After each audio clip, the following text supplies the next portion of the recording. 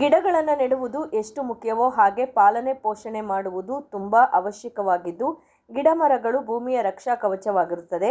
ಗಿಡಗಳನ್ನು ಬೆಳೆಸುವುದರಿಂದ ಪರಿಸರ ಸಮತೋಲನ ಕಾಪಾಡಿಕೊಳ್ಳಲು ಸಾಧ್ಯವಾಗುತ್ತದೆ ಎಂದು ಗೌರವಾನ್ವಿತ ಪ್ರಧಾನ ಜಿಲ್ಲಾ ಹಾಗೂ ಸತ್ರ ನ್ಯಾಯಾಧೀಶರು ಹಾಗೂ ಜಿಲ್ಲಾ ಕಾನೂನು ಸೇವೆಗಳ ಪ್ರಾಧಿಕಾರದ ಅಧ್ಯಕ್ಷರಾದ ಸುಬ್ರಹ್ಮಣ್ಯ ತಿಳಿಸಿದರು. ಜಿಲ್ಲಾ ನ್ಯಾಯಾಂಗ, ಜಿಲ್ಲಾಡಳಿತ, ಜಿಲ್ಲಾ ಕಾನೂನು ಸೇವೆಗಳ ಪ್ರಾಧಿಕಾರ, ವಕೀಲರ ಸಂಘ, ಅರಣ್ಯ ಇಲಾಖೆ ಮಂಡ್ಯ ಇವರ ಸಂಯುಕ್ತಾಶ್ರಯದಲ್ಲಿ ನಡೆದ ವಿಶ್ವ ಪರಿಸರ ದಿನ 2026ರ ಅಂಗವಾಗಿ ಗಿಡ ನೆಡುವುದರ ಮೂಲಕ ಕಾರ್ಯಕ್ರಮವನ್ನು ಅವರು ಉದ್ಘಾಟಿಸಿದರು. ಗಿಡಗಳು ನಮಗೆ ಉಸಿರಾಡಲು ಆಮ್ಲಜನಕ, ಶುದ್ಧ ಗಾಳಿ ಮತ್ತು ಉತ್ತಮ ಮಳೆಯನ್ನು ನೀಡುತ್ತವೆ. ಕೇವಲ ಸಸಿಗಳನ್ನು ನೆಡುವುದು ಮಾತ್ರವಲ್ಲದೆ ಅವುಗಳು ಮರವಾಗುವವರೆಗೆ ಕಾಳಜಿ ವಹಿಸುವುದು ನಮ್ಮ ಜವಾಬ್ದಾರಿ ಎಂದು ಅವರು ತಿಳಿಸಿದರು. ಕಳೆದ 10 ವರ್ಷಗಳಿಂದ ಪ್ರತಿ ಜೂನ್ 5ನೇ ತಾರೀಕು ನಮ್ಮ ನ್ಯಾಯಾಂಗ ಇಲಾಖೆ, ಹೈಕೋರ್ಟ್ ಮತ್ತು ಸುಪ್ರೀಂ ಕೋರ್ಟ್ ಅವರ ಸೂಚನಾ ಅನ್ವಯ ಎಲ್ಲ ನ್ಯಾಯಾಲಯಗಳ ಆವರಣಗಳಲ್ಲಿ ಗಿಡಗಳನ್ನು ಬೆಳೆಸಿ ಬೆಳೆಸಿದ್ದೇವೆ ಮತ್ತು ಸಿಬ್ಬಂದಿಯ ಮೂಲಕ ಅದಕ್ಕೆ ಮೇಂಟೆನೆನ್ಸ್ ಮಾಡಿ ಗಿಡಗಳನ್ನು ಬೆಳೆಸಿದ್ದೇವೆ. ಅದಕ್ಕೆ ತಾಜಾ ಉದಾಹರಣೆ ನಮ್ಮ ಈ ಮಂಡ್ಯ ನ್ಯಾಯಾಲಯದ ಆವರಣದಲ್ಲಿ ನೆಟ್ಟಿರ್ತಕ್ಕಂಥ ಎಲ್ಲ ಮರಗಿಡಗಳು. ಜಿಲ್ಲಾಧಿಕಾರಿಗಳಾದ ಡಾಕ್ಟರ್ ಕುಮಾರ ಮಾತನಾಡಿ, ಮಕ್ಕಳಿಗೆ ಪರಿಸರ ಮತ್ತು ಪ್ರಕೃತಿಯ ಪ್ರೇಮದ ಬೀಜವನ್ನು ಬಿತ್ತಬೇಕು ಹಾಗೂ ಜಾಗೃತಿ ಮೂಡಿಸಬೇಕು. ನಮ್ಮ ಮುಂದಿನ ಪೀಳಿಗೆಗೆ ನಮ್ಮ ಪರಿಸರ ಆಶ್ರಯ ತಾಣವಾಗಬೇಕು ಎಂದರು. ಜೂನ್ 5ನೇ ತಾರೀಕು ಅಂತ ಹೇಳಿದ್ರೆ ಪರಿಸರ ಸಂರಕ್ಷಣಾ ದಿನ, ಪರಿಸರ ದಿನಾಚರಣೆಯನ್ನು ನಾವು ಆಚರಣೆ ಮಾಡ್ತೇವೆ, ಗಿಡ ನೆಡ್ತೇವೆ, ಭಾಷಣ ಮಾಡ್ತೇವೆ. ಎಲ್ಲೋ ಒಂದು ಕಡೆ ವ್ಯವಸ್ಥೆ ನಾವೆಲ್ಲರೂ ಕೂಡ ಬಹುಶಃ ನಾನು ಜೂನ್ 5ನೇ ತಾರೀಕನ್ನು ನಾವೆಲ್ಲರೂ ಕೂಡ ಆತ್ಮಾವಲೋಕನ ಮಾಡಿಕೊಳ್ಬೇಕಾಗಿರ್ತಕ್ಕಂಥ ದಿನ ಅಂದರೂ ಕೂಡ ತಪ್ಪಾಗಲಿಕ್ಕಿಲ್ಲ. ಯಾಕೆ ಅಂತ ಹೇಳಿದ್ರೆ ನಮ್ಮ ನಂತರ ನಮ್ಮ ಮುಂದಿನ ಪೀಳಿಗೆ 50 ವರ್ಷಗಳ ನಂತರ ಅಥವಾ 75 ವರ್ಷಗಳ ನಂತರ ನಮ್ಮ ಪೀಳಿಗೆಗೆ ನಮ್ಮ ಪರಿಸರ ಯಾವ ನೆಲೆಗಟ್ಟಿನಲ್ಲಿ ನಿಲ್ಲುತ್ತೆ, ಅವರಿಗೆ ಆಶ್ರಯ ತಾಣವಾಗಿರುತ್ತೆ ಅನ್ನೋದನ್ನು ನಾವೆಲ್ಲರೂ ಕೂಡ ಪ್ರಶ್ನೆ ಮಾಡಿಕೊಳ್ಳುವುದರ ಮೂಲಕ ಪ್ರತಿ ಮನೆಯಲ್ಲೂ ಕೂಡ ಪರಿಸರ ಸಂರಕ್ಷಣೆ, ಪರಿಸರ ಜಾಗೃತಿಗಳು ಉಂಟಾಗಬೇಕು.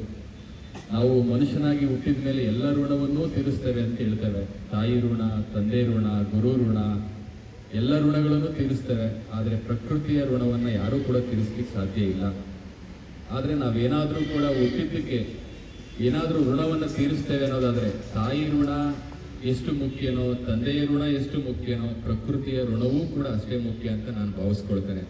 ಹಾಗಾಗಿ ನಮ್ಮ ಮಕ್ಕಳಿಗೆ ವಿಶೇಷವಾಗಿ ಈ ಪ್ರಕೃತಿಯ ಪ್ರೇಮದ ಬೀಜವನ್ನು ನಾವು ಬಿತ್ತಲಿಲ್ಲ ಅಂದರೆ ಪರಿಸರ ಒಂದು ದೊಡ್ಡದಾಗಿ ಬೆಳಲಿಕ್ಕೆ ಸಾಧ್ಯ ಇಲ್ಲ. ಅದು ಯಾರಿಂದ ಸಾಧ್ಯ ಅಂದರೆ ದೊಡ್ಡವರನ್ನು ಬದಲಾವಣೆ ಮಾಡಲಿಕ್ಕೆ ಯಾರಿಂದಲೂ ಸಾಧ್ಯ ಇಲ್ಲ. ಯಾಕೆಂದರೆ ಎಲ್ಲರೂ ಕೂಡ ದೊಡ್ಡವರಾಗಿರ್ತಕ್ಕಂಥವ್ರು ವಿದ್ಯಾವಂತರಾಗರು, ನಾವು ದೊಡ್ಡವರಾಗಿರ್ತೇವೆ ಅಂತ ಅಹಂನಲ್ಲಿರ್ತಾರೆ ಬಿಟ್ಟರೆ ದೊಡ್ಡವರನ್ನು ಬದಲಾಯಿಸಲಿಕ್ಕೆ ಸಾಧ್ಯ ಇಲ್ಲ.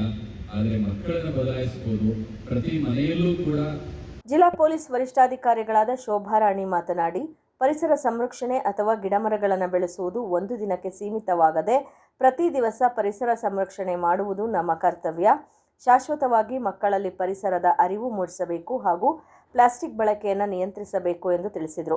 ನಾವು ಹೆಂಗೆ ಮಕ್ಕಳಿಗೆ ನಾವು ಹೇಳ್ಕೊಡ್ತೀವಿ ಅಥವಾ ಮಕ್ಕಳಿಗೆ ನಾವು ಫ್ಯೂಚರ್ ಯೋಚನೆ ಮಾಡ್ತೀವಿ, ಫ್ಯೂಚರ್ ಯೋಚನೆ ಮಾಡಿ ಎಜುಕೇಶನ್ ಕೊಡ್ತೀವಿ, ಫ್ಯೂಚರ್ ಯೋಚನೆ ಮಾಡಿ ಆಸ್ತಿಗಳನ್ನ ಮಾಡ್ತಾರೆ.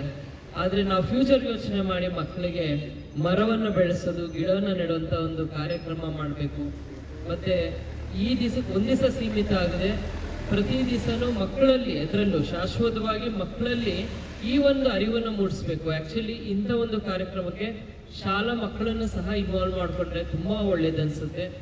ಮತ್ತು ಪಠ್ಯಪುಸ್ತಕದಲ್ಲಿ ಅದಕ್ಕೆ ಏನು ಇಂಪಾರ್ಟೆನ್ಸ್ ಇದೆ ಒಂದು ಪ್ರಕೃತಿಗೆ ಅದನ್ನು ಅರಿವು ಮೂಡಿಸುವಂಥದ್ದು ಮತ್ತು ಪ್ಲಾಸ್ಟಿಕ್ ಬಳಕೆಯನ್ನು ನಿಷೇಧ ಮಾಡುವಂಥದ್ದು, ಇದೆಲ್ಲದಿಂದ ಮುಂದೆ ಪ್ರಕೃತಿ ನಾವು ಕಾಪಾಡಿದ್ರೆ ನಮ್ಮ ಮಕ್ಕಳಿಗೆ ನಾವು ಹಿಂಗೆ ನಾವು ಅಸೆಟ್ ಮಾಡಬೇಕು, ನಮ್ಮ ಮಕ್ಕಳಿಗೆ ಹಿಂಗೆ ಫ್ಯೂಚರ್ ನೋಡ್ಬೇಕಂತ ಯೋಚನೆ ಮಾಡ್ತೀವಿ. ಅದರಲ್ಲಿ ಇದು ಬಹಳ ಪ್ರಾಮುಖ್ಯತೆ ಬರುತ್ತೆ ಪರಿಸರನ ಕಾಪಾಡೋದಂತ. ಕಾರ್ಯಕ್ರಮದಲ್ಲಿ ಜಿಲ್ಲಾ ಕಾನೂನು ಸೇವೆಗಳ ಪ್ರಾಧಿಕಾರದ ಹಿರಿಯ ಸಿವಿಲ್ ನ್ಯಾಯಾಧೀಶರು ಹಾಗೂ ಸದಸ್ಯ ಕಾರ್ಯದರ್ಶಿಗಳಾದ ಆನಂದ್, ಅಪರ ಜಿಲ್ಲಾ ನ್ಯಾಯಾಧೀಶರಾದ ಮಂಜುಳಾ, ಜಿಲ್ಲಾ ಪ್ರಾದೇಶಿಕ ಅರಣ್ಯ ವಿಭಾಗದ ಉಪ ಅರಣ್ಯ ಸಂರಕ್ಷಣಾಧಿಕಾರಿ ರಘು, ಸಾಮಾಜಿಕ ಅರಣ್ಯ ವಿಭಾಗದ ಉಪ ಅರಣ್ಯ ಸಂರಕ್ಷಣಾಧಿಕಾರಿ ಸುಮಂತ್, ವಕೀಲರ ಸಂಘದ ಅಧ್ಯಕ್ಷರಾದ ಸತ್ಯಾನಂದ, ವಕೀಲರ ಸಂಘದ ಪ್ರಧಾನ ಕಾರ್ಯದರ್ಶಿ ಸತೀಶ್ ಉಪಸ್ಥಿತರಿದ್ದರು.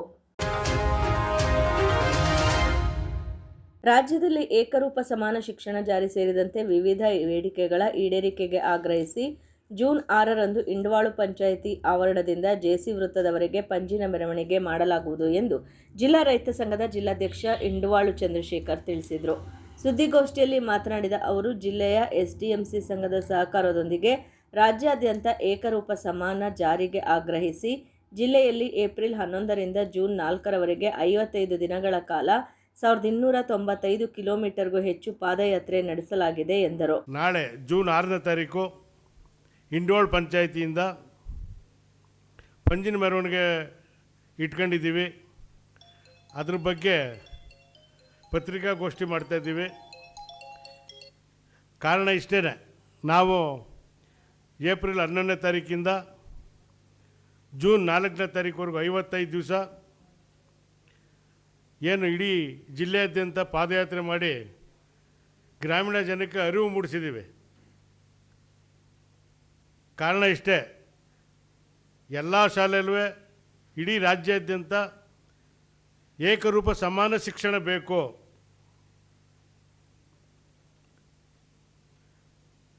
ಕೆಲವು ಶಾಲೆಗಳು ಮಾತ್ರ ಬೆರಳೆಣಿಕೆಯಷ್ಟು ನಾವು ನೋಡಿದ ಮಟ್ಟಿಗೆ ಉತ್ತಮವಾಗಿದ್ದಾವೆ. ಕೆಲವರಿಗೆಲ್ಲ ಈಗ ಈ ಶೈಕ್ಷಣಿಕ ವರ್ಷದಿಂದ ದ್ವಿಭಾಷಾ ನೀತಿನಲ್ಲಿ ಇಂಗ್ಲೀಷ್ ಮಾಧ್ಯಮ ಎಲ್ಲ ಕೊಡೋಕ್ಕೆ ಶುರು ಮಾಡಿದ್ದಾರೆ. ಕೆಲವು ಶಾಲೆಗಳು ಅವರ STMCಯವರು ಊರಿನ ಪ್ರಮುಖರು ಹೇಳಿದ್ದಾರೆ, ಈ ಸರಿಯಿಂದ ಶುರು ಮಾಡ್ತಾಯಿದ್ದೀವಿ ಅಂತ. ಸಂತೋಷ, ಆ ಥರ ಕೊಟ್ಟರೆ 15 ಜಿಲ್ಲೆಗೆ ಈಗಾಗಲೇ ಮಾಡಿದ್ದೀವಿ ಅಂತ ಪೇಪರ್ನಲ್ಲೆಲ್ಲ ಹೇಳಿದರು. ಅದರ ಪ್ರತಿಫಲ ನಮಗೆ ಸಿಕ್ಕಿದೆ. ಯಾಕೆ ಅಂತಂದರೆ ನಾವು ಡಿಸೆಂಬರ್ನಲ್ಲಿ 13, 14, 15ನೇ ತಾರೀಕು 3 ದಿವಸ ಉಪವಾಸ ಸತ್ಯಾಗ್ರಹ ಮಾಡಿದ್ವಿ. ಅದು 24 ಜಿಲ್ಲೆಯವರು ರೆಪ್ರೆಸೆಂಟ್ ಮಾಡಿ ಬಂದು ನಮಗೆ ಬೆಂಬಲ ಕೊಟ್ಟಿದ್ದರು. ಅದ್ರ ಪ್ರತಿಫಲ ಅಂತ ತಿಳ್ಕೊಂಡಿದ್ದೀವಿ ನಾವು. ಈಗಲೂ ಕೆಲವು ಶಾಲೆಗಳು ಬಿದ್ದೋಗೋ ಸ್ಥಿತಿಲಿದ್ದಾವೆ. ಅದನ್ನು ನಮ್ಮ ಸ್ನೇಹಿತರು ಲೈವ್ ಮಾಡಿ ಹೇಳಿದ್ದಾರೆ. ಕೆಲವು ಶಾಲೆಗಳು ನಾನು ಹೇಳಿದ್ನಲ್ಲ, ಬೆರಳೆಣಿಕೆ ಶಾಲೆಗಳಿದ್ದಾವೆ, ಉತ್ತಮವಾಗಿದ್ದಾವೆ. ಕೆಲವು ಶಾಲೆಗಳಲ್ಲಿ ಮಕ್ಕಳಿಲ್ಲ, ಕೆಲವು ಶಾಲೆಗೆ ಹಾವು ಚೇಳು ನುಗ್ತಾ ಇದ್ದಾವೆ. ಕೆಲವು ಗ್ರಾಮಗಳಲ್ಲಿ, ದೊಡ್ಡ ದೊಡ್ಡ ಗ್ರಾಮಗಳಲ್ಲಿ ಆ ಪರಿಸ್ಥಿತಿಗೆ ಬಂದಿದೆ. ಅರಿವು ಮೂಡಿಸಿದ್ದೀವಿ. ನಾಳೆ ಪಂಜಿನ ಮೆರವಣಿಗೆಗೆ ಅನೇಕ ಜಿಲ್ಲೆಗಳಿಂದ, ನಮ್ಮ ಜಿಲ್ಲೆಯಲ್ಲಿ 1000 ಹಳ್ಳಿ ಮೇಲೆ ನಾವು ಭೇಟಿ ಮಾಡಿದ್ದೀವಿ. ಇಬ್ಬಿಬ್ಬರು ಬನ್ನಿ ಅಂತ ಹೇಳಿದ್ದೀವಿ ನಾವು. ಕೆಲವರು ನಾವು ವೆಹಿಕಲ್ ಬರ್ತೀವಿ ಅಂತ ಹೇಳಿದ್ದಾರೆ.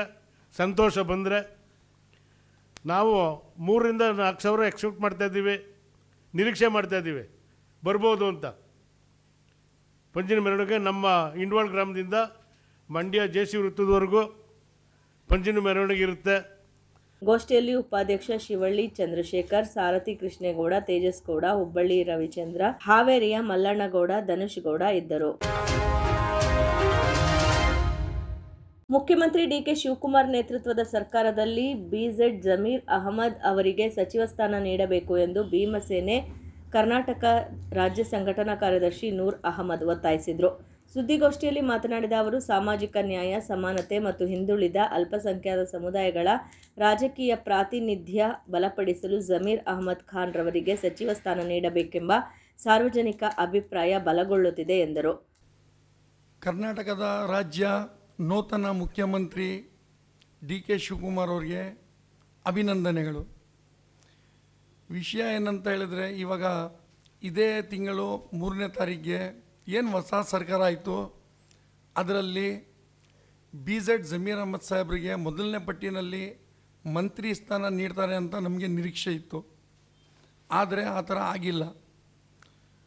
ಅದು ನಮಗೆ ಲಕ್ಷಾಂತರ ಅಭಿಮಾನಿಗೆ ಮನಸ್ಸಿಗೆ ನೋವಾಗಿದೆ.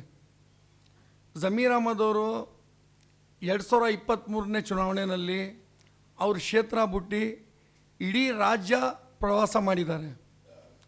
ಆಮೇಲೆ ತೆಲಂಗಾಣ ಎಲೆಕ್ಷನಲ್ಲಿ ಹೋಗ್ಬಿಟ್ಟು ತೆಲಂಗಾಣ ರಾಜ್ಯದಲ್ಲೂ ಅವ್ರು ಕೆಲಸ ಮಾಡಿದ್ದಾರೆ. ಹೀಗೆ ಕೇರಳ ರಾಜ್ಯದಲ್ಲಿ ಚುನಾವಣೆ ಆದಾಗ್ಲೂ ಅಲ್ಲಿ ಹೋಗಿ ಹಗಲು ರಾತ್ರಿ 15 ದಿವಸ ಕೇರಳ ರಾಜ್ಯದಲ್ಲಿದ್ದು ಎಲ್ಲರಿಗೂ ಒಗ್ಗೂಡಿಸಿ ಅಲ್ಲೂ ಕೆಲಸ ಮಾಡಿ ಬಂದಿದ್ದಾರೆ. ಅಲ್ಲೂ ಕಾಂಗ್ರೆಸ್ ಸರ್ಕಾರ ಬಂದಿದೆ. ಜಮೀರ್ ಅಹಮದ್ ಸಾಹೇಬರು ಒಂದು ಮಾತು ಹೇಳ್ತಾರೆ, ನಮ್ಮ ಪಕ್ಷ ಹೈಕಮಾಂಡ್ ಪಕ್ಷ, ನಮ್ಮ ಪಕ್ಷ ಹೈಕಮಾಂಡ್ ಪಕ್ಷ ಅಂತ.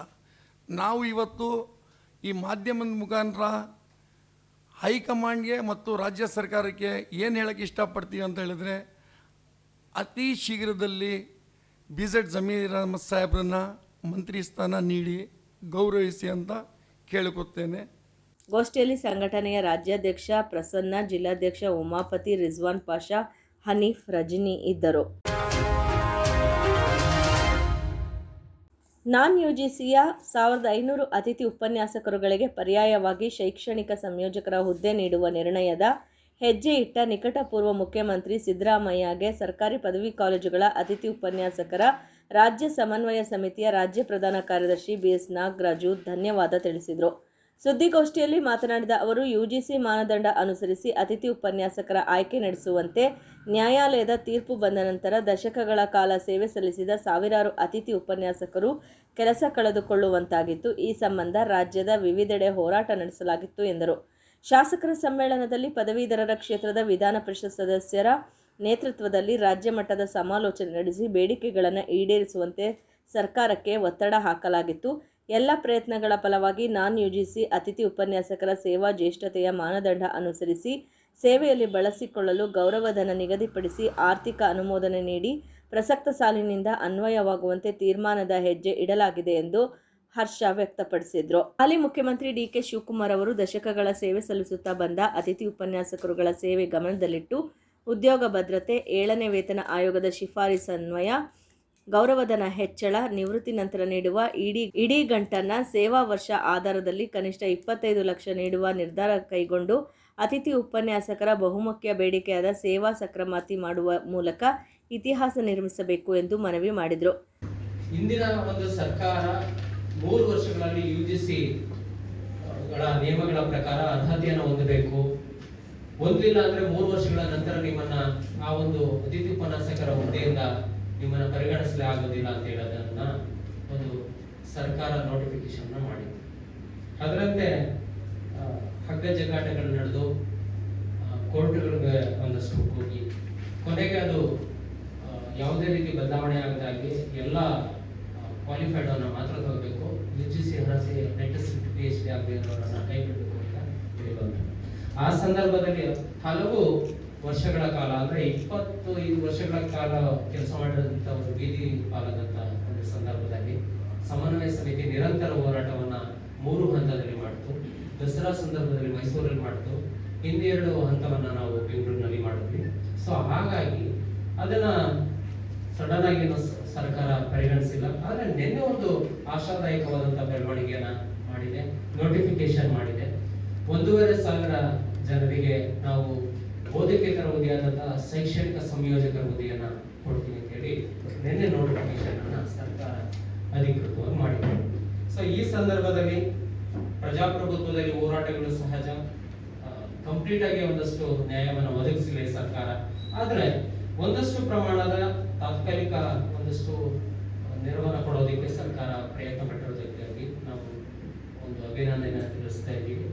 ಜೊತೆಗೆ ನಿನ್ನೆ ಮಾಧ್ಯಮಗಳಲ್ಲಿ ನಾನು ಗಮನಿಸಿದೆ, ಮಾನ್ಯ ಮುಖ್ಯಮಂತ್ರಿಗಳಾದಂತಹ DK ಶಿವಕುಮಾರ್ ಅವರು ಹೇಳಿದ್ರು, ನಾವು ಇತಿಹಾಸ ಓದಲ್ಲ ಬರೆಯಲ್ಲ ಆದ್ರೆ ಇತಿಹಾಸ ನಿರ್ಮಿಸ್ತೀವಿ ಅಂತ.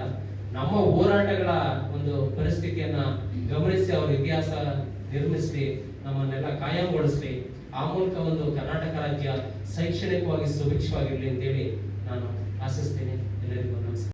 ಗೋಷ್ಠಿಯಲ್ಲಿ ರಾಜ್ಯ ಸಂಚಾಲಕ ಮಹೇಶ್, ಮಹಿಳಾ ಕಾರ್ಯದರ್ಶಿ ಹರ್ಷಿತಾ, ಜಿಲ್ಲಾ ಉಪಾಧ್ಯಕ್ಷ ದಿಲೀಪ್, ಜಿಲ್ಲಾ ಕಾರ್ಯದರ್ಶಿ ರಂಜನ್, ಸತ್ಯದಾಸ್, ರಾಷ್ಟ್ರೀಯ ಹೋರಾಟ ಸಮಿತಿ ಅಧ್ಯಕ್ಷ ಲಿಂಗರಾಜು ಇದ್ದರು. ವಿದ್ಯಾರ್ಥಿಗಳು ಬಾಲ್ಯದಿಂದಲೇ ಪರಿಸರ ಪ್ರಜ್ಞೆ ಬೆಳೆಸಿಕೊಳ್ಳಬೇಕು. ಹುಟ್ಟುಹಬ್ಬ ಆಚರಣೆ ಸಂದರ್ಭದಲ್ಲಿ ಕೇಕ್ ಕಟ್ ಮಾಡುವ ಬದಲು ಗಿಡ ನೆಟ್ಟು ಹುಟ್ಟುಹಬ್ಬ ಆಚರಿಸಿಕೊಳ್ಳುವ ಮನೋಭಾವ ಬೆಳೆಸಿಕೊಳ್ಳಿ ಎಂದು alliance club south multiple council ಉಪಾಧ್ಯಕ್ಷ ಅಲೈ KT ಹನುಮಂತು ಹೇಳಿದರು. ನಗರದ ಬಾಲಕಿಯರ ಸರ್ಕಾರಿ ಪದವಿ ಪೂರ್ವ ಕಾಲೇಜಿನ Krishik alliance club, Mandya Mandavya alliance club, ಬಾಲಕಿಯರ ಸರ್ಕಾರಿ ಪದವಿ ಪೂರ್ವ ಕಾಲೇಜು ಕಲ್ಲುಕಟ್ಟಡ ಇವರ ವತಿಯಿಂದ ಏರ್ಪಡಿಸಿದ್ದ ವಿಶ್ವ ಪರಿಸರ ದಿನ 2026ರ ಅಂಗವಾಗಿ ಸಸ್ಯೋತ್ಸವ ಹಾಗೂ ಪರಿಸರ ಮಿತ್ರ ಪ್ರಶಸ್ತಿ ಪ್ರದಾನ ಸಮಾರಂಭದಲ್ಲಿ ಪ್ರಶಸ್ತಿ ಪ್ರದಾನ ಮಾಡಿ ಅವರು ಮಾತನಾಡಿದರು. ನೈಸರ್ಗಿಕ ಗೊಬ್ಬರ ಬಳಸಿ 5 ಎಕರೆ ತೋಟ ಮಾಡಿರುವ ಪರಿಸರ ಪ್ರೇಮಿ ML ಪುರುಷೋತ್ತಮ್ ಕಾಲೇಜುಗಳಿಗೆ ಉಚಿತವಾಗಿ ಗಿಡಗಳನ್ನು ಕೊಟ್ಟು ಪಾಟ್ಗಳನ್ನು ಕೊಟ್ಟು ಪರಿಸರ ಸಂರಕ್ಷಣೆ ಮಾಡುವ ಕೆಲಸ ಮಾಡುತ್ತಿದ್ದಾರೆ ಎಂದು ತಿಳಿಸಿದ ಅವರು, ಇಂತಹ ಪರಿಸರ ಪ್ರೇಮಿಗಳ ಸಂಖ್ಯೆ ಹೆಚ್ಚಬೇಕು, ಪರಿಸರ ಪ್ರೇಮಿಗಳ ಸಂಖ್ಯೆ ಹೆಚ್ಚಬೇಕು ಎಂದು ದೊಡ್ಡ ಆಂದೋಲನ ಮಾಡುತ್ತಿದ್ದಾರೆ. ಆದರೆ 100 ಜನರಲ್ಲಿ 2 ಮಾತ್ರ ಪರಿಸರ ಪ್ರೇಮಿಗಳು ಸಿಗ್ತಾರೆ. ಆದರೆ ಉಳಿದವರು ಪರಿಸರಕ್ಕೆ ಸಂಬಂಧವಿಲ್ಲ ಅನ್ನುವ ರೀತಿ ನಡೆದುಕೊಳ್ಳುತ್ತಿದ್ದಾರೆ ಎಂದು ಬೇಸರ ವ್ಯಕ್ತಪಡಿಸಿದರು. ಪದ್ಮಶ್ರೀ ಪ್ರಶಸ್ತಿ ಪಡೆದ ಸಾಲುಮರದ ತಿಮ್ಮಕ್ಕ 1ನೇ ತರಗತಿ ಓದದವರು 238 ಗಿಡಗಳನ್ನು ನೆಟ್ಟು ಮರ ಮಾಡುತ್ತಾರೆ. ಅಂತಹವರ ಹೆಸರು ಪಠ್ಯಪುಸ್ತಕದಲ್ಲಿ ಪಠ್ಯವಾಗಿ ಕೊಡುತ್ತಾರೆ. ಅದಕ್ಕಾಗಿ ಸಾಲುಮರದ ತಿಮ್ಮಕ್ಕ ಅವರ ಆದರ್ಶಗಳು ನಮಗೆ ಪ್ರೇರಣೆ ಎಂದು ತಿಳಿಸಿದರು. ಪರಿಸರ ಪ್ರೇಮಿಗಳು ಏನ್ ಮಾಡ್ತಾ ಇದೀವಿ ಅಂತಂದ್ರೆ, ಪರಿಸರ ಪ್ರೇಮಿಗಳನ್ನು ಹೆಚ್ಚಿಸಬೇಕು ಅಂತೇಳಿ ಒಂದು ಆಂದೋಲನವನ್ನೇ ಮಾಡ್ತಾ ಇದೀವಿ. ಆದ್ರೆ ಇಡೀ ಜಗತ್ತಲ್ಲಿ 2% ಜನ, 100 ಜನ ಇದ್ರೆ ಬರೀ 2 ಮಾತ್ರ ಪರಿಸರ ಪ್ರೇಮಿಗಳು. ಉಳಿದವ್ರಿಗೂ ಮತ್ತೆ ಪರಿಸರಕ್ಕೆ ಏನು ಸಂಬಂಧನೇ ಇಲ್ಲ ಅನ್ನುವಂಥ ನಿಟ್ಟಿನಲ್ಲಿ ನಡ್ಕೊತಾ ಇದ್ದಾರೆ. ಹಾಗಾಗಿ ನಮ್ಮ ಪುರುಷೋತ್ತಮರಂತ ಜನ ಹೆಚ್ಚು ಪರಿಸರ ಪ್ರೇಮಿಗಳಾಗಬೇಕು ಅಂತಕ್ಕಂಥದ್ದು. ಹಾಗಾಗಿ ತಾವೆಲ್ಲರೂ ಕೂಡ ಮಕ್ಕಳಿದ್ದೀರಿ, ವಿದ್ಯಾರ್ಥಿಗಳು ಬಾಲ್ಯದಿಂದಲೇ ಒಂದು ಪರಿಸರ ಪ್ರಜ್ಞೆಯನ್ನು ಬೆಳೆಸ್ಕೊಡ್ಬೇಕು. ಈ ಕಾರ್ಯಕ್ರಮ ಮಾಡ್ತಾ ಇರೋದು ಅದೇ ಉದ್ದೇಶ. ತಾವೆಲ್ಲರೂ ಕೂಡ ಹುಟ್ಟುಹಬ್ಬ ಆಚರಣೆ ಮಾಡ್ಕೊತೀರಿ ಮಕ್ಕಳ, ತಮ್ಮ ಹುಟ್ಟುಹಬ್ಬ ಆಚರಣೆ ಮಾಡ್ಕೊಳ್ಳುವಾಗ ಕೇಕ್ ಕಟ್ ಮಾಡ್ತೀರಿ, ಮಾಡಿ, ನಮ್ಮ ತಕರಾರಿಲ್ಲ. ಆದರೆ ಪ್ರತಿ ಹುಟ್ಟುಹಬ್ಬಕ್ಕೂ ಕೂಡ 2 ಗಿಡಗಳನ್ನ ತಾವು ನೆಡ್ತಕ್ಕಂಥ ಕೆಲಸ ಮಾಡಬೇಕು. ಮಾಡ್ತೀರಾ? 2 ಗಿಡ. ನಿಮಗೆಲ್ಲ ಸಾಲುಮರದ ತಿಮ್ಮಕ್ಕ ಗೊತ್ತಾ ಮಕ್ಕಳ? ಏನವರು? ಪರಿಸರ ಪ್ರೇಮಿ, ಪದ್ಮಶ್ರೀ ಪ್ರಶಸ್ತಿ ಬಂತವ್ರು. ನೋಡಿ, ಈ ಚರಿತ್ರೆ ಇರೋವರೆಗೂ ಕೂಡ ಅವ್ರ ಹೆಸರಿರುತ್ತೆ. ಮೊನ್ನೆ ನಮ್ಮ ಮನೆಯಲ್ಲಿ ನಮ್ಮ ಚಿಕ್ಕ ಮಗು, ಅದು 2ನೇ ಕ್ಲಾಸ್ 3ನೇ ಕ್ಲಾಸ್ ಓದ್ತಾ ಇದೆ. ಸಾಲುಮರದ ತಿಮ್ಮಕ್ಕ ಗೊತ್ತೇನಮ್ಮ ನಿಮಗೆ ಅಂದೆ. ಗೊತ್ತು ತಾತ, ಸಾಲುಮರದ ತಿಮ್ಮಕ್ಕ ನನಗೆ ಚೆನ್ನಾಗಿ ಗೊತ್ತು, ನಮಗೆ ಸಾಲುಮರದ ತಿಮ್ಮಕ್ಕನ ಪಾಠ ಇದೆ ಅಂತ ಹೇಳಿದ್ರು. ನೋಡಿ, ಆ ಸಾಲುಮರದ ತಿಮ್ಮಕ್ಕ ಯಾವತ್ತೂ ಕೂಡ 1ನೇ ಕ್ಲಾಸು ಕೂಡ ಓದಿಲ್ಲ ಅಮ್ಮ. ಏನೋ ಓದಿರ್ತಂತ ಒಬ್ಬ ಮಹಿಳೆ ಪಠ್ಯ ಪುಸ್ತಕದಲ್ಲಿ ಪಠ್ಯವಾಗಿ ಬರ್ತಾಳೆ ಅಂತಂದ್ರೆ, ತಾವೆಲ್ಲರೂ ಕೂಡ ಯಾಕೆ ಆ ರೀತಿ ಸಾಲುಮರದ ತಿಮ್ಮಕ್ಕ ಅಂತ ಆಗಬಾರ್ದು? ಮತ್ತೆ ಸಾಲುಮರದ ತಿಮ್ಮಕ್ಕ ಎಷ್ಟು ಮರ ನೆಟ್ಟರು ಗೊತ್ತಾ ನಿಮಗೆ? ಗೊತ್ತಾ ಮಕ್ಕಳ? 236 ಗಿಡ ನೆಟ್ಟರು. 236 ಗಿಡ ನೆಟ್ಟು ಅದನ್ನ ಮರ ಮಾಡಿದ್ರು. ಅದೇ ರೀತಿ ನೀವು ಈಗ ಹುಟ್ಟುಹಬ್ಬ ಆಚರಣೆ ಮಾಡ್ಕೊತಿರುವ 2 ಗಿಡ ನೆಡಿ. ನೀವು 80 ವರ್ಷ ಬಾಕಿ ಬಿಡ್ತೀವಿ. 80 ಇಂಟು 2 ಎಷ್ಟಾಯ್ತು? 160 ಮರ ಆಯ್ತು. ನೀವು ಕೂಡ ಸಾಲುಮರದ ತಿಮ್ಮಕ್ಕ ಆಗ್ಬೋದು. ನಿವೃತ್ತ ಪ್ರಾಧ್ಯಾಪಕ ಡಾಕ್ಟರ್ ಶಿವಶಂಕರ್ ಮಾತನಾಡಿ, ಪ್ರಕೃತಿಯಿಂದ ಮನುಷ್ಯನ ಆಸೆ ಪೂರೈಸಿಕೊಳ್ಳಬಹುದಾದ ಹೊರತು ದುರಾಸೆಗಳನ್ನಲ್ಲ. ಜನಾಂಗ, ಸಮಾಜ, ಸರ್ಕಾರಗಳು ಅನೇಕ ದುರಾಸೆಗೆ ಈಡಾಗಿ ಪ್ರಕೃತಿ ಹಾಳಾಗುತ್ತಿದೆ ಎಂದರು. ಪರಿಸರ ಇದ್ರೆ ನಾವು, ಪರಿಸರ ಇಲ್ಲದೆ ಇದ್ರೆ ನಾವಿಲ್ಲ. ಮೊದಲೆಲ್ಲ ಬೆಟ್ಟ ಸಾಲಲ್ಲಿ ಹೊಲ ಮಾಡುವಂತಿದ್ರು, ಮಳೆ ಬರ್ತಾ ಇತ್ತು, ಬೆಟ್ಟ ಗುಡ್ಡಗಳಲ್ಲಿ ದೊಡ್ಡ ದೊಡ್ಡ ಗಿಡಗಳು ಬೆಳೀತಾ ಇದ್ವು, ಮಳೆ ಬರ್ತಿತ್ತು. ಇವತ್ತು ಬೆಟ್ಟ ಗುಡ್ಡಗಳೆಲ್ಲ ಮಾಯವಾಗಿವೆ, ಮರ ಗಿಡಗಳು ಮಾಯವಾಗಿವೆ, ಮಳೆಯೂ ಮಾಯವಾಗಿದೆ. ನಮಗೆ ಆಮ್ಲಜನಕವೂ ಮಾಯವಾಗ್ತಾ ಇದೆ. ಹಳ್ಳಿಗಳಲ್ಲಿ ಪ್ರತಿ ಊರಿನಲ್ಲಿ ಹಳ್ಳಿ ಕಟ್ಟೆ ಇರ್ತಾ ಇತ್ತು. ಹಳ್ಳಿ ಕಟ್ಟೆ ಯಾಕೆ ಇರ್ತಿತ್ತು ಅಂದರೆ, ಹಳ್ಳಿ ಮರದಲ್ಲೇ ಆಮ್ಲಜನಕ ಜಾಸ್ತಿ ಬರೋದು. ಅದಕ್ಕೆ ಊರಿನ ಯಜಮಾನರೆಲ್ಲ, ಹಿರಿಯವರೆಲ್ಲ ಆ ಹಳ್ಳಿ ಮರದ ಕಟ್ಟೆ ಹತ್ರ ಬಂದು ಕುಳಿತುಕೊಂಡು ಅರ್ಧ ಗಂಟೆ 1 ಗಂಟೆ ಕಾಲ ಆಮ್ಲಜನಕವನ್ನು ಸೇವನೆ ಮಾಡಿ ಹೋಗ್ತಾ ಇದ್ರು. ಆರೋಗ್ಯವಾಗಿದ್ದು, ಸದೃಢವಾಗಿದ್ರು, ದೀರ್ಘಕಾಲ ಜೀವಿಸ್ತಾ ಇದ್ರು. ಆದರೆ ಇವತ್ತು ಹಳ್ಳಿ ಮರಗಳು ಇಲ್ಲ, ಮರಗಿಡಗಳು ಇಲ್ಲ. ನಾವೆಲ್ಲ ಹೋಗಿ ಕುಂತ್ಕೊಂಡ್ರೆ ಕಾಂಕ್ರೀಟ್ ಕೋಟೆ ಒಳಗಡೆ ಕುತ್ಕೋಬೇಕಾಗ್ತದೆ. ಅಲ್ಲಿ ಗಾಳಿ ಬೆಳಕಿನ ವ್ಯವಸ್ಥೆ ಇಲ್ಲ. ನೋಡಿ, ಹೀಗಾಗಿ ನಮ್ಮ ಆರೋಗ್ಯ ಏನಾಗ್ತಾ ಇದೆ? ಕಡಿಮೆ ಆಗ್ತಾ ಇದೆ. ಅಲ್ಪಾಯುಷಿಗಳಾಗ್ತಾ ಇದ್ದೀವಿ. ಆಯಸ್ಸು ದೀರ್ಘವಾಗಬೇಕು ಅಂತಂದರೆ ನಾವೆಲ್ಲರೂ ಕೂಡ, ಪ್ರತಿಯೊಂದು ವ್ಯಕ್ತಿಯು ಕೂಡ ಪ್ರತಿಯೊಂದು ಗಿಡವನ್ನು ನೆಟ್ಟರೆ, ಒಬ್ಬೊಬ್ಬರು ಒಂದೊಂದು ಗಿಡವನ್ನು ನೆಟ್ಟರೆ ನಾವು ಪರಿಸರ ಚೆನ್ನಾಗಿರ್ತಾರೆ, ನಾವೆಲ್ಲರೂ ದೀರ್ಘಕಾಲ ಬದುಕ್ತೀವಿ. ನಾವು ಈಗಾಗಲೇ ಮೇಡಮ್ ಹೇಳಿದ್ರು, ಕೊರೋನಾ ಟೈಮ್ನಲ್ಲಿ ಚಾಮರಾಜನಗರದ ಆಸ್ಪತ್ರೆಯಲ್ಲಿ ಆಮ್ಲಜನಕ ಸಿಗದೇನೆ ಎಷ್ಟು ಜನ ಸಾವನ್ನಪ್ಪಿದ್ರು. ಇದೇ ಸಂದರ್ಭದಲ್ಲಿ ಪರಿಸರ ಪ್ರೇಮಿ ಎಂಎಲ್ ಪುರುಷೋತ್ತಮ್ ಅವರಿಗೆ ಪರಿಸರ ಮಿತ್ರ ಪ್ರಶಸ್ತಿ ಪ್ರದಾನ ಮಾಡಿ ಸನ್ಮಾನಿಸಲಾಯಿತು.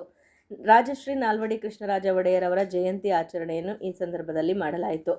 ಕಾರ್ಯಕ್ರಮದಲ್ಲಿ ಬಾಲಕಿಯರ ಸರ್ಕಾರಿ ಪದವಿ ಪೂರ್ವ ಕಾಲೇಜಿನ ಪ್ರಾಂಶುಪಾಲ HP ತಮ್ಮೇಗೌಡ, ಹಿರಿಯ ಉಪನ್ಯಾಸಕರಾದ Mamatha, Kusuma, Venkatesh, Krishnappa, Shadakshari, alliance doctor S Shivakumar, Pavitra Nagaraj, Dhananjaya, Jogigowda, Shivashankar, Lingegowda, Shobhagowda, Manjula, Jayalakshmi, Suguna, Chaitra ಇತರರು ಭಾಗವಹಿಸಿದರು.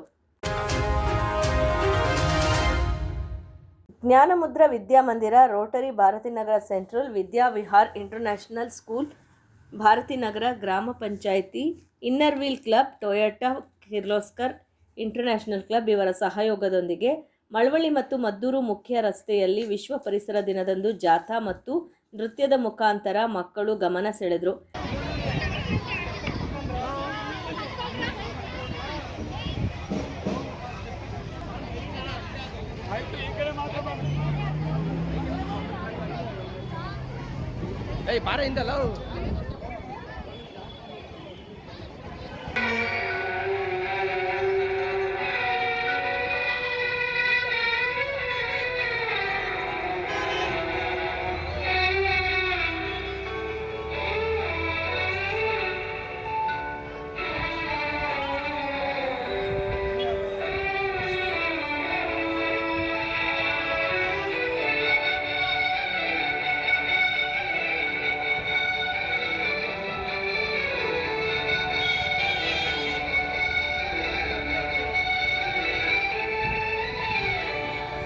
ಈ ಸಂದರ್ಭದಲ್ಲಿ ಗ್ರಾಮ ಪಂಚಾಯಿತಿ PDO ಸುಧಾ, ವಿದ್ಯಾವಿಹಾರ ಇಂಟರ್ನ್ಯಾಷನಲ್ ಸ್ಕೂಲ್ನ ಮುಖ್ಯಸ್ಥರಾದ ಮಹೇಶ್ ಮತ್ತು ಶಿಕ್ಷಕ ವೃಂದ, ಜ್ಞಾನ ಮುದ್ರಾ ವಿದ್ಯಾಮಂದಿರದ ಶಾಲೆಯ ಮುಖ್ಯಸ್ಥರಾದ ಶಿವಮ್ಮ, ಶಿವಕುಮಾರ್, ಸೌಮ್ಯ, ರಾಜೇಶ್ ಮತ್ತು ಶಿಕ್ಷಕ ವೃಂದ, ರೋಟರಿ ಭಾರತೀನಗರ ಸೆಂಟ್ರಲ್ನ ಅಧ್ಯಕ್ಷರಾದ ಮರಿಸ್ವಾಮಿ, ಕಾರ್ಯದರ್ಶಿ ಪ್ರದೀಪ್, ಸಿದ್ದೇಗೌಡ ಹಾಜರಿದ್ದರು. ಮದ್ದೂರು ನಗರದ ಸರ್ಕಾರಿ ಸಾರ್ವಜನಿಕ ಆಸ್ಪತ್ರೆಯಲ್ಲಿ ರಾಜ್ಯ ಶೋಷಿತ ಸಮುದಾಯಗಳ ವೇದಿಕೆಯ ರಾಜ್ಯಾಧ್ಯಕ್ಷ ಸುರೇಶ್ ಕಂಠೀರವರ 52ನೇ ಜನ್ಮದಿನದ ಹಿನ್ನೆಲೆಯಲ್ಲಿ ಪ್ರಗತಿಪರ ಸಂಘಟನೆಯ ಹಲವು ಅಭಿಮಾನಿಗಳು ಮದ್ದೂರು ಸಾರ್ವಜನಿಕ ಆಸ್ಪತ್ರೆಯ ಒಳರೋಗಿಗಳಿಗೆ ಹಣ್ಣು ಹಂಪಲು ವಿತರಣೆ ಮಾಡಿ ಅರ್ಥಪೂರ್ಣವಾಗಿ ಜನ್ಮದಿನಾಚರಣೆಯನ್ನು ಆಚರಿಸಿದರು.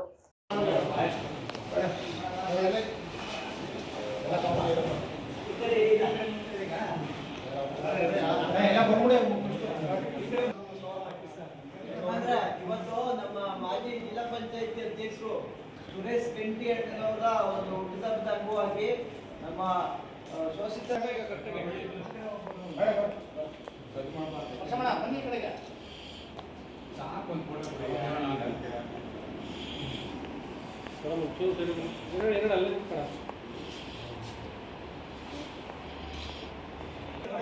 ಈ ವೇಳೆ ಮಾತನಾಡಿದ ದಲಿತ ಮುಖಂಡ ಕರಟಗೆರೆ ಯೋಗೇಶ್, ಸುರೇಶ್ ಕಂಠೀರವರು ಜಿಲ್ಲಾ ಪಂಚಾಯತ್ ಅಧ್ಯಕ್ಷರಾಗಿದ್ದ ಸಮಯದಲ್ಲಿ ಹಲವಾರು ಅಭಿವೃದ್ಧಿ ಕೆಲಸಗಳನ್ನು ಮಾಡಿದ್ದಾರೆ ಹಾಗೂ ಹಲವು ವರ್ಷಗಳಿಂದ ದಲಿತ ನಾಯಕ ಜಿ ಪರಮೇಶ್ವರ್ ಅವರ ಆಪ್ತರ ವಲಯದಲ್ಲಿ ಗುರುತಿಸಿಕೊಂಡಿದ್ದು, ಪ್ರಸ್ತುತ ಸಂದರ್ಭದಲ್ಲಿ ಅವರಿಗೆ ಯಾವುದಾದರೂ ಒಂದು ನಿಗಮ ಮಂಡಳಿಯನ್ನು ನೀಡುವ ಮೂಲಕ ಸಮುದಾಯದ ಜನರ ಹೋರಾಟಕ್ಕೆ ಅವಕಾಶ ಮಾಡಿಕೊಡಬೇಕೆಂದು ಸರ್ಕಾರಕ್ಕೆ ಮನವಿ ಮಾಡಿದರು. ಸುರೇಶ್ ಕಂಠಿ ಅವರು ಮಾಜಿ ಜಿಲ್ಲಾ ಪಂಚಾಯತ್ ಅಧ್ಯಕ್ಷರು ಹಾಗೂ ಕರ್ನಾಟಕ ರಾಜ್ಯ ಶೋಷಿತ ಸಮುದಾಯಗಳ ರಾಜ್ಯ ಘಟಕದ ಅಧ್ಯಕ್ಷರು. ಸುರೇಶ್ ಕಂಠಿ ಅವರು ಜಿಲ್ಲಾ ಪಂಚಾಯತಿ ಅಧ್ಯಕ್ಷರಾಗಿದ್ದಾಗ ಜಿಲ್ಲಾದ್ಯಂತ ಹಲವಾರು ಸಾಮಾಜಿಕ ಕಾರ್ಯಗಳನ್ನು ಮಾಡಿದ್ದಾರೆ. ಅವರಿಗೆ ಸರ್ಕಾರ ಮುಂದಿನ ದಿನಗಳಲ್ಲಿ ಯಾವುದಾದ್ರೂ ನಿಗಮ ಮಂಡಳಿ ಸ್ಥಾನಮಾನ ಕೊಡಲಿ ಅಂತ ಈ ದಿವಸ ನಮ್ಮ ಎಲ್ಲ ಸ್ನೇಹಿತರು, ಪ್ರಗತಿಪರ ಮುಖಂಡರುಗಳು, ಶೋಷಿತ ಸಮುದಾಯಗಳ ಸಂಘಟನೆಗಳ ಮುಖಂಡರುಗಳು ಸರ್ಕಾರವನ್ನು ಒತ್ತಾಯ ಮಾಡ್ತಾ ಇದ್ದೀವಿ. ಅವರು ಜಿಲ್ಲಾದ್ಯಂತ ಇನ್ನೂ ಹೆಚ್ಚಿನ ಸೇವೆ ಮಾಡಲಿ, ರಾಜ್ಯಾದ್ಯಂತ ಅಪಾರ ಎಲ್ಲ ವರ್ಗದ ಜನರ ಪ್ರೀತಿ ಪಾತ್ರರಾಗಿರುವ ನಮ್ಮ ಸುರೇಶ್ ಕಂಠೀರವರಿಗೆ ಸರ್ಕಾರದಲ್ಲಿ ಉನ್ನತ ಸ್ಥಾನಮಾನ ದೊರಕಲಿ. ನಮ್ಮ ಜಿ ಪರಮೇಶ್ವರ್ ಸಾಹೇಬರು ಸುಮಾರು ವರ್ಷಗಳಿಂದ ಅವ್ರ ಜೊತೆಲಿದ್ದಾರೆ. ಕಂಠಿಯವರು ಅವರಿಗೆ ಉನ್ನತ ಸ್ಥಾನಮಾನ ದೊರಕಲಿ ಅಂತ ಈ ದಿವಸ ಅವರ 52ನೇ ಹುಟ್ಟುಹಬ್ಬದ ಪ್ರಯುಕ್ತ ನಮ್ಮ ಮದ್ದೂರು ತಾಲೂಕಿನ ಎಲ್ಲ ಪ್ರಗತಿಪರ ಮುಖಂಡರುಗಳು. ಈ ವೇಳೆ ದಲಿತ ಮುಖಂಡರುಗಳಾದ ರವಿ, ತಿಮ್ಮಯ್ಯ, ಸಿದ್ದರಾಜು, ಕುಮಾರ್, ಮಹಾದೇವಪ್ಪ ಸೇರಿದಂತೆ ಇತರರು ಹಾಜರಿದ್ದರು.